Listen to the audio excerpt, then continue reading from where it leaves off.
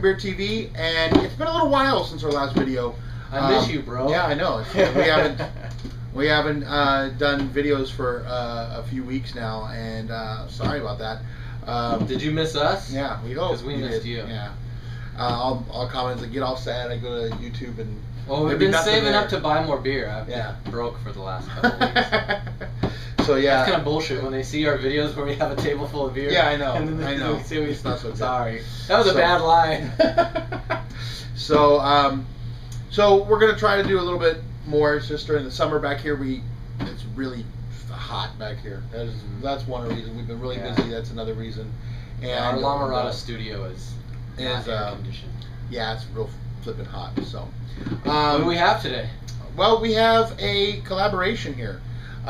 This is the Conflux Series 2. Now, by series, basically, it's their second collaboration from Boulevard Brewery in Kansas City. Yeah, another thing we're discussing, researching this beer, is on the Boulevard site, they noted that they used sage and lemongrass.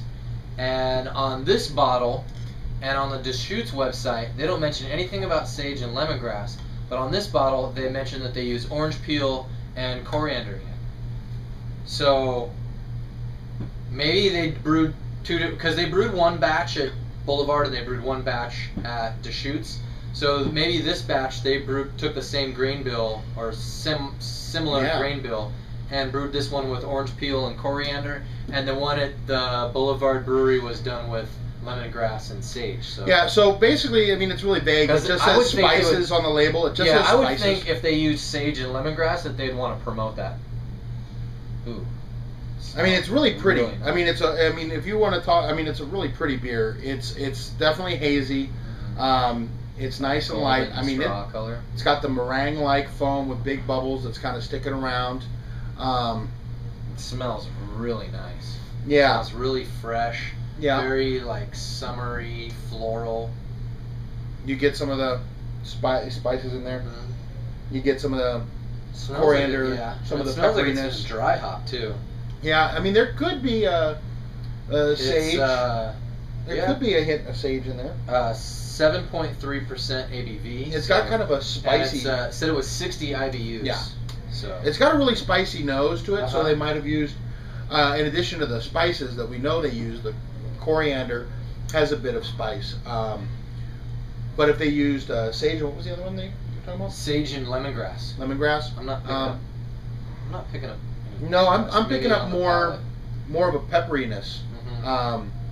See, that's what I would think if they're saying spices, that they would use some kind of odd spice. Maybe even grains of paradise. Yeah, I was going to say grains of paradise. Yeah. Would that count as a spice? Yeah, definitely. And that's not too uncommon in a Belgian wit either. No. So no. Well, it smells really, really nice. There's lots of different aromas in there. Man, just smelling it, there's like tons of different dishes you could pair with food. Oh yeah. I just think like Thai food. Maybe that's the lemongrass and the sage that goes with that. Yeah. So I mean, if this beer has lemongrass, sage, basil or something too, coriander, like and orange peel. Basil. Yeah. Yeah. No, I hear you with the basil. But if it's got all four of those spices in there, that's pushing it. Well, it's not just pushing it. I'm not saying it's pushing it. If it's blended well, it's not pushing it per se. But that could account for all of that myriad of spicy aromas that are in here. It lends. If it was just coriander and orange peel, I don't think it would have this much. Also, that spices could be something completely different. It could be like grains of paradise or something like peppercorns.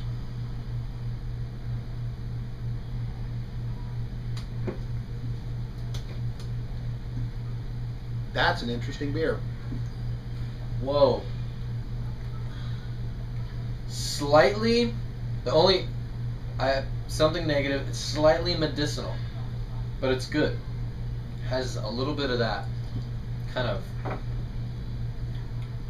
like cough syrupy, but it's not.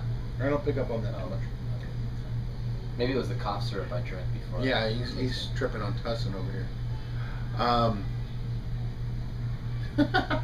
No, it's got a lot going on. You are getting hops. Yeah, because up front it's really light and Yeah. really floral, and then It all goes the into the spices dankness. just And the hops. kick the back of your palate. Yeah.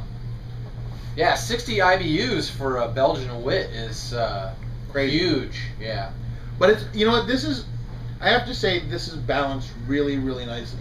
They talked about It on doesn't the label taste like when an IPA. No, not at all. They talked about wanting to make sure it didn't just taste like you poured a Belgian wit and an IPA in together, and I think it is really, really nicely put together.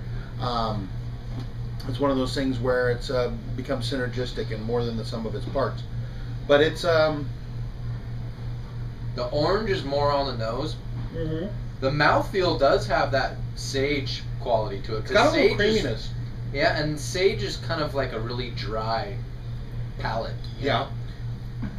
and it's got a real nice body. It's got a real full body mouthfeel.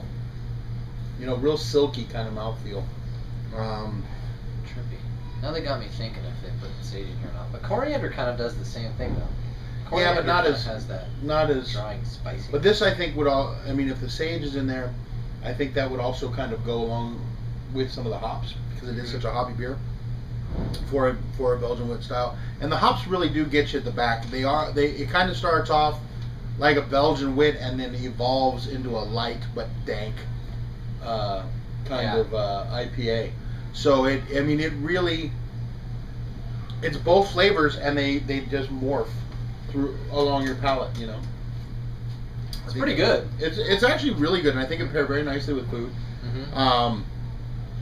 I mean, yeah. If you were to pair this with, if you did something seafood lighter, like you're saying, mm-hmm. it would the spices would go really well. And then if you went the other direction and you went Thai food and you had something with a little more chili in it and spice, mm-hmm. that would really wake up all of the spiciness in this beer. Yeah. Then the beer would become really spicy as well. If you did it with a dish that wasn't so spicy, it would complement those flavors. But if you had a dish that was already spicy, like like chili and basil Thai and chicken fish or whatever they're doing, and then that hops will normally wake up your accentuate that flavor. Yeah, but cool. This is a really, really interesting beer.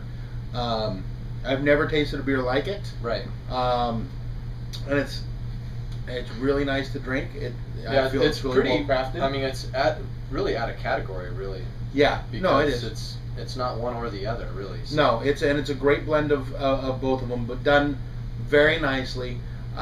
You can definitely tell there's a lot of craftsmanship in this beer. Yeah, this would be in some for judging, it'd be in some herb and spice category or something. It would, which is always a real good place to put your beers because there's so few entries in there. You enter this in IPA or a Belgian wit category? No, enter an herb spice beer. It's good. Cool. All right. Here we go. Welcome back. Yeah. Cheers. Get out there and drink craft beer. Woohoo. Cheers.